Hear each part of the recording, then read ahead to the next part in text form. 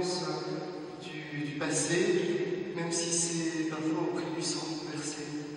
Alors, entrons dans cette célébration en nous tournant vers le Seigneur qui est maître du temps et de l'histoire, qui est suffisamment grand pour pardonner, j'allais dire, nos erreurs, mais qui en même temps nous donne sa grâce pour changer notre cœur, changer notre vie. Entrons dans cette célébration, reconnaissons déjà.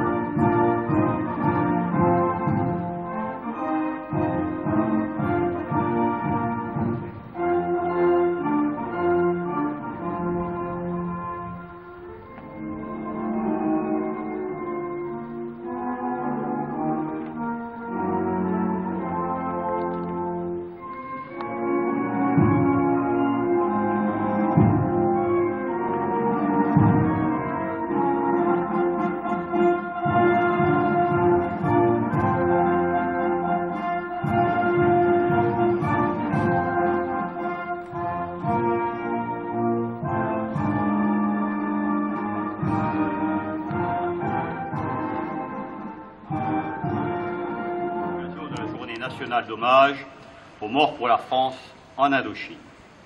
En ce 8 juin 2016, nous nous recueillons et nous nous souvenons du sacrifice de nos soldats morts pour la France en Indochine. Instituée par un décret du 26 mai 2005, cette journée d'hommage commémore le transfert à la nécropole nationale de Notre-Dame de Lorette de la dépouille du soldat inconnu d'Indochine le 8 juin 1980. De 1940 à 1954, les soldats d'Indochine ont laissé à la postérité des actes d'héroïsme et de vaillance, des légionnaires, des coloniaux, des tirailleurs, des gendarmes, des marins, des aviateurs, des médecins, des infirmières ont lutté avec détermination pour ne rien céder à l'ennemi, ni à la terre d'Indochine dont on leur avait confié la défense, ni l'honneur qu'ils devaient au sacrifice de leurs aînés. De 1940 à 1945, face à l'occupant japonais, alors que le monde entier se déchirait dans une guerre aux destructions sans précédent dans l'histoire, nos soldats ont maintenu la présence française en Indochine.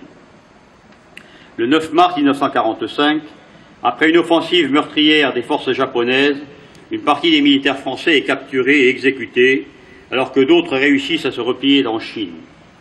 La France, en ce jour, se souvient de chacun de ses soldats, comme elle l'a fait dès 1952, avec l'hommage rendu à Edmond Gretten, grand résistant français qui fut fusillé à Taquette le 16 mars 1945, puis inhumé dans un lieu le plus symbolique de la résistance française, le Mont Valérien. En 1945, la Seconde Guerre mondiale se termine avec la victoire des Alliés. Le répit n'est que de courte durée pour la guerre d'Indochine. De 1946 à 1954, l'adversaire change de visage. Opposé aux Viet Minh, des combattants venus de France, d'Europe, d'Afrique du Nord ou d'Afrique noire luttent aux côtés des soldats indochinois. Les batailles sont âpres et sans merci.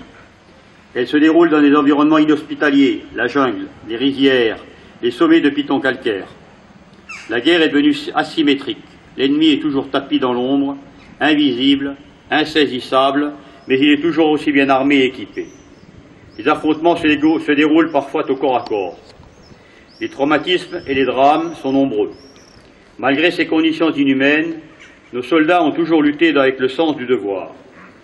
Les survivants de ces combats sans merci durent ensuite, pour la plupart, subir les rudes conditions des camps de rééducation. Les 3/4 d'entre eux y trouvèrent la mort. En cette journée nationale, nous avons en mémoire le sacrifice de ces soldats, leur abnégation à tenir malgré les deuils et la souffrance. Ils furent les dignes héritiers des poilus de 14-18, qui eux aussi eurent à supporter la présence de la mort et les plus dures conditions de vie. Les soldats de la France, engagés aujourd'hui dans les opérations extérieures, au Sahel ou au Moyen-Orient, ont à l'esprit le sacrifice de leurs héroïques prédécesseurs et combattent au nom du même idéal, celui de la République. Signé Jean-Marc Téliskini. Mesdames et messieurs les anciens combattants, mesdames et messieurs les présidents d'associations, mesdames et messieurs, pour les gens de ma génération, la guerre d'Indochine fut la première guerre dont on a entendu parler et qu'on vivait dans les familles. On avait cru qu'en 1945, la fin du deuxième grand conflit mondial allait ouvrir une ère de paix, et pourtant toutes les familles étaient atteintes par ce qui allait se passer en Indochine. Cette Indochine où, dès la moitié du XIXe siècle, la France était implantée et avait contribué au développement du Sud-Est asiatique. Mais les défaillances de l'administration territoriale française allaient conduire les Viet Minh, avec Ho Chi Minh à leur tête, à lancer une sorte de guerre d'indépendance, oublions peut-être ce qu'ils devaient à la France. Ce fut une guerre terrible, qui commença par la guérilla, cela vient d'être dit, et qui se poursuivit par une guerre totale où les Viet Minh étaient soutenus par la Chine soviétique et la France par la logistique américaine. Les combats furent terribles, 500 000 morts, dans des conditions que peu de conflits ont réunies aujourd'hui, de difficultés, de haine et peut-être d'atrocités. Et puis on le sait, ce conflit finit dans la triste cuvette de Dien Bien Phu en 1954, dans des conditions qui faisaient l'honneur des soldats français, mais qui signaient le départ de la France. On crut que les accords de Genève allaient inaugurer une ère de paix, ces accords qui allaient distinguer dans l'Indochine ancienne deux Vietnam, le Vietnam du Nord et le Vietnam du Sud. Et ce ne fut pas le cas, puisqu'on le sait, dans les années qui suivirent, ce sont les États-Unis qui allaient s'embourber au Vietnam dans des conditions elles-mêmes très difficiles et qui durent, une fois de plus, le quitter. C'était la démonstration, s'il en était besoin, que les guerres lointaines favorisent toujours ceux qui y résident, qui connaissent le territoire, qui connaissent le terrain. Clausewitz l'avait dit pour d'autres, c'en fut la cruelle démonstration. Alors que reste-t-il aujourd'hui de ces combats dont on peut penser, avec les atrocités qu'ils connurent, que ce fut inutile? Ce ne fut pas inutile. D'abord s'y exprimèrent de grands chefs de guerre français. Je veux les citer. Dolat de Tassigny, Raoul Salan, le colonel Bijard, qui s'illustra notamment à Dien Bien Phu. Ce fut aussi la démonstration encore aujourd'hui que l'influence française en Asie du Sud-Est demeure et demeurera, créant des liens indissolubles malgré les évolutions. Et puis c'est enfin la démonstration que quand il s'agit de défendre le drapeau tricolore, de satisfaire à la défense de l'honneur de la patrie et à nos valeurs, eh bien nos soldats sont capables du meilleur. Ce fut le cas en Indochine, c'est encore le cas aujourd'hui sur d'autres théâtres d'opération. Alors nous pensons à eux, nous pensons à ces sacrifices, nous pensons à tous ceux encore présents aujourd'hui, dont la vie a été influencée par ces moments très difficiles, et nous disons qu'ils ont bien servi la République et qu'ils ont bien servi la France. Vive la République, vive la France.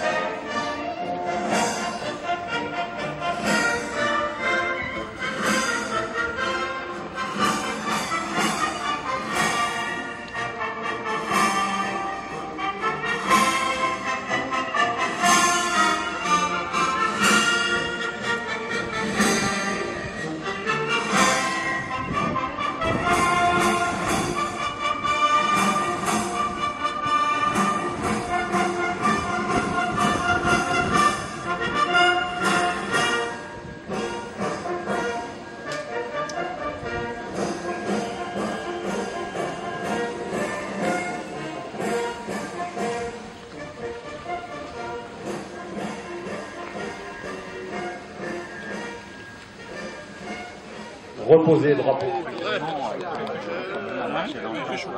Oui, nous c'était un cadeau, marche. Mais ils sont tous commandos. Ils marchent en compagnie, ils marchent en commando. Ils ne marchent plus comme on faisait dans le temps. Mais chapeau.